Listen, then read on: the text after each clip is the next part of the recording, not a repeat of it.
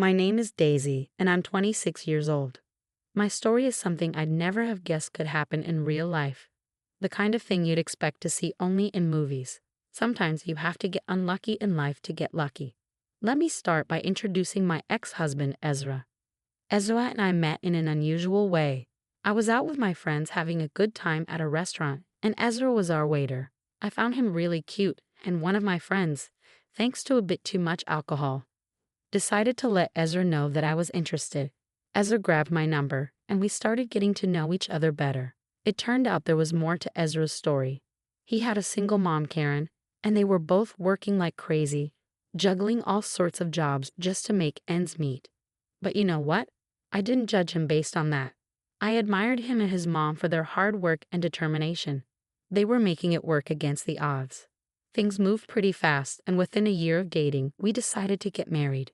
Maybe it seemed a bit quick, but Ezra treated me like a princess with all he had, and Karen was nothing but sweet to me. Even my parents gave us their blessings. Looking back now, I wish I could have seen it sooner. It all seemed too good to be true. Ezra used to live with his mom, but shortly after our wedding, we found our own apartment, financed with my money. At the time, I didn't have an issue with it. We were a team. Ezra was still working as a waiter while juggling various side gigs. Both of us chipped in for our household expenses. Admittedly, I contributed a bit more, but as long as he was trying his best, it didn't matter to me. I spent most of my time at home since my job allowed remote work, while Ezra headed to work, sometimes even on weekends. One day, Ezra came up to me and said he wanted to talk about something. "Hey babe, can we talk about something?" "Of course, what's up?" "You know, my mom's been having a tougher time lately. She's getting older, and managing the household by herself has become harder for her." "Oh yeah, poor Karen." "Yeah, I mean she's struggling with a few things, bills and all. I was thinking, would it be possible for you to send her some money? You know I'm saving up for the business." "Well, yeah, how much are we talking about?" "Not too much, just to help her out, maybe $600 for now." "Yeah, absolutely." Initially, I thought it was a one-time thing. Sending over $600 wasn't a major concern, so I went ahead and transferred the money into her bank account. But then I realized this was just the tip of the iceberg. Karen started asking for money way more frequently, groceries, electricity bills, you name it. If there was an expense, she'd reach out for cash. I was her emergency contact when she needed to go to the flea market because she would make me pay for it. She even began taking me to stores like Target to buy appliances and stuff for her home. She started buying things she didn't even need. It was getting seriously out of hand. I brought this up with Ezra, hoping he would say something to Karen, but he explained that he found it hard to say no to his mom. The problem was that I was essentially taking care of two households. I had my own financial goals, like saving up for a house or maybe a new car down the line. The need to save was crucial, so I had to make a move. I called Karen up. "Hey Karen, how are you?" "I'm very well, dear. I was just watering the herb pots in the kitchen, you know." "Yeah, it's important to keep them all fresh. Tell me about yourself. When are you coming to see me? I've been missing you. We could go have a day out and have some fun." "About that, I've been meaning to talk to you about something, Karen." "Yes, my darling, what is it?" "So I've been helping out with money, you know, covering groceries and bills, but to be honest, I can't keep doing that anymore." "Wait, what? Does Ezra know about this? He's the one who asked you to help me out." "Yeah, I get that, but I also have to think about my future, like saving up for stuff, you know." "Seriously, so now my needs do not matter. Asking for help isn't exactly fun for me either, Karen." "It's not like that. I'm not saying your needs don't matter, but I can't keep throwing money around. This is unbelievable. Ezra told me you'd take care of me, and now you're changing your tune. It's not about abandoning anyone. So you're just going to ditch me when I need help."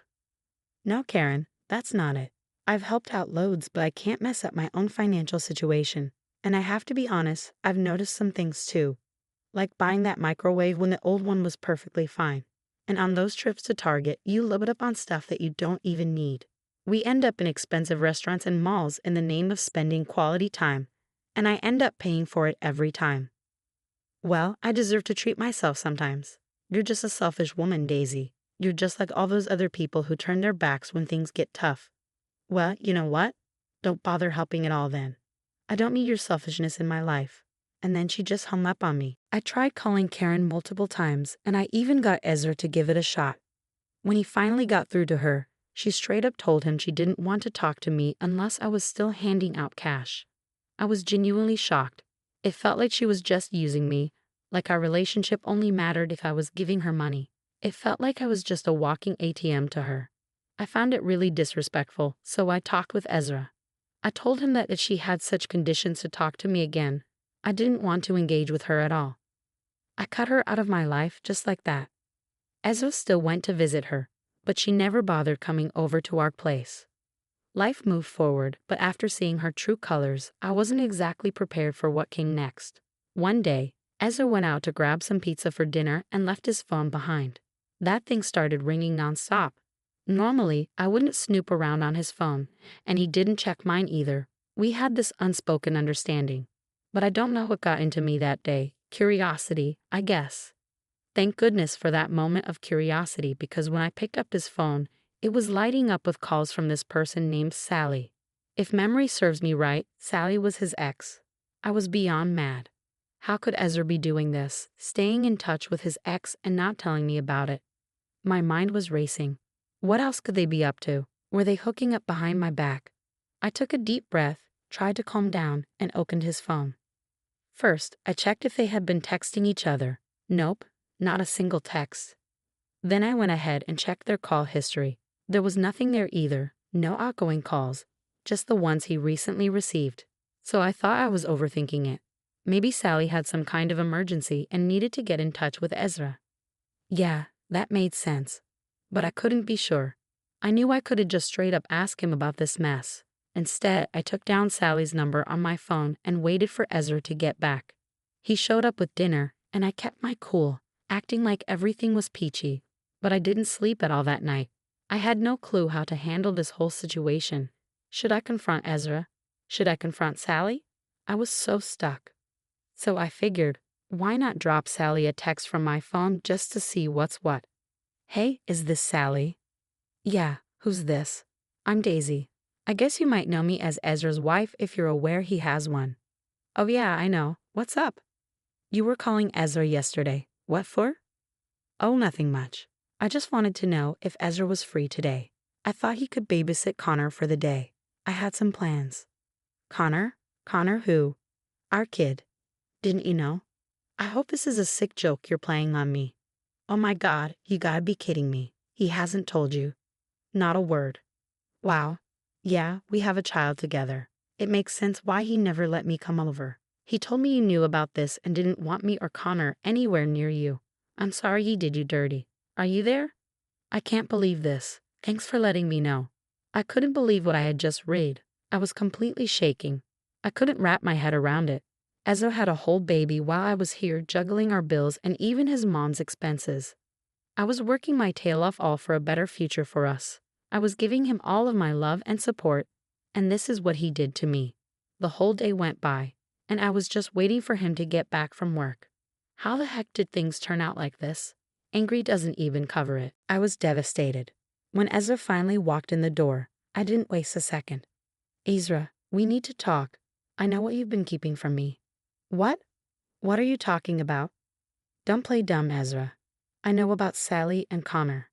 How did you find out? It doesn't matter how I found out. What matters is that you kept something this huge from me. How could you? Daisy, just listen. No, you listen. When did all of this happen? How old is Connor? Were you with me when this was going on? I need to know the truth. Ezra, the whole truth. Connor is almost 2 years old now. Well, me and Sally hooked up while you and I were dating. It was a mistake, a stupid one. It meant nothing. I had real feelings for you. Wow. While we were dating, you cheated on me. Did she tell you about the baby? Yeah, she did. When she found out she was pregnant, she told me she wanted to keep it and asked if I was in or not. And what did you say? Well, after that, I did see her for another 3 months, but then it hit me, Daisy. I realized that I loved you and that you were the one I wanted to be with. So I told her I'd be there for the kid, but that my heart was with you. So you saw her for 3 months while you were with me. Yeah, but that made me realize that I wanted you, and that's when I proposed to you. Wow. Let me get this straight. You are telling me that you proposed to me right after you were cheating on me for 3 months, and on top of that, you were hiding the fact that you had a child with her. You've got to be kidding me, Ezra. This is beyond immature. Oh my God, you and your shitty excuses. Just pack your bags and leave. I kicked Ezra out. He deserved it. My life felt like it had been turned upside down. I went ahead and got a divorce from him. I needed some time to heal, so I went over to my parents' place for a couple of months. They were incredibly supportive and showered me with love during that tough period. Family makes a difference in your darkest times. After spending those 2 months with them, I realized I needed to pick up the pieces and reconnect with my friends. My social life had taken a major hit, and while I wasn't completely over what had happened, I knew I couldn't stay in that low place forever. It's not easy bouncing back from a failed marriage. I decided it was time to start putting myself out there again. Slowly, I managed to get my life back on track. Hanging out with friends became a regular thing, and I even dipped my toes back into the dating scene. It didn't lead to much, just some disappointing dates and not much else. But I was trying. Then one day, my dad gave me a call with some surprising news. My grandma Janice from my dad's side had passed away. I used to spend a lot of time at her house when I was younger. Attending her funeral was tough, and then my dad gave me another piece of news. We went through Mom's will, and if something you should know, she left you $2 million. Oh wait, what? $2 million. Yeah, she thought a lot about you and always loved you. I don't even know what to say. That's a lot of money. She always cared about you a great deal. I knew she was going to do this. I was not entirely shocked. My family was well off, and my grandparents were even wealthier. Being the only grandchild, I kind of knew this would happen at some point. I just didn't expect it to be this soon. After inheriting that unexpected sum, I was left with a lot of choices to consider. Suddenly, I had a huge amount of money and a whole world of possibilities laid out before me. Instead of diving into impulsive spending, I made one clear decision. I would sell my apartment and buy a house. I went ahead and signed the deal, getting myself a stunning new place. It was exciting, but it also meant I had to move out. There were still some of Ezra's things hanging around that had been untouched since he left. It was a chapter I needed to close, so I called him over. It was super weird when he showed up. We were both in this limbo of not knowing what to say. He packed his things, and just as he was making his exit, he finally broke the ice. So you're moving out, huh? Yeah, finally making the jump. Are you seeing someone new, or is it just you? It's just me. Got myself a house over on 12th Avenue. Oh, nice. 12th Avenue, huh? That's some good real estate. It must have been an expensive purchase. Yeah, it's a cool spot. I got a little boost from my grandma. She passed away and left me $2 million. Wow, seriously? Well, good for you, and sorry about your grandma. Yeah, thanks. Anyway, I've got to run. Yeah, no problem. With all my stuff moved and the chapter closed, I settled into my new place. Life was looking up. Let's just say it was a pretty posh neighborhood. I made friends with my neighbors, and we used to enjoy wine together on the weekends. I even joined the local tennis club and started making some new friends. It was like a whole different upgrade. But then, one fine day, someone I never expected to face again showed up at my doorstep. I opened the door and there she was, Karen. I invited her in. I'm sorry about everything that went down between us. What are you doing here, Karen? Well, I heard about your inheritance and condolences for your grandma. Seriously, why are you here, Karen? Daisy, let's try to put everything behind us. I want you to be a part of the family again. Are you serious right now, Karen?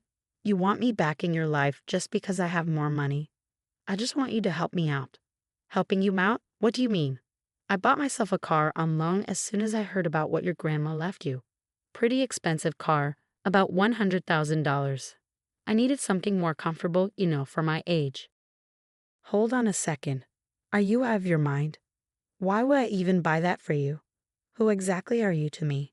Look, I know we had our differences, but let's just keep this family together. What family?